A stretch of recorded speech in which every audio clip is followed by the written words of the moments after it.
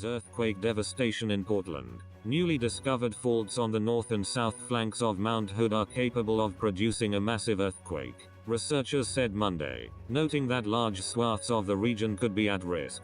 The discovery, made by Ian Madden of the Oregon Department of Geology and Mineral Industries and Ashley Streed, assistant professor of geology at Portland State University, poses yet another risk to the region.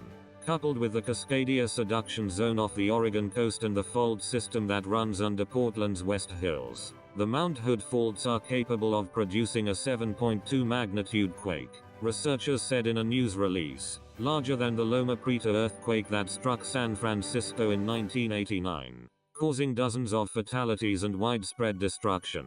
The Mount Hood faults are closer to Portland than the epicenter of the Loma Prieta quake was to San Francisco, so the damage could be worse, Streeg said. The faults on the mountain differ from those off the coast, though. This would be a crustal earthquake as opposed to the Cascadia subduction zone earthquake. Portland has been bracing for it. Subduction zone quakes are deeper below the surface. They last longer, as long as 7 minutes, but they are lower in amplitude.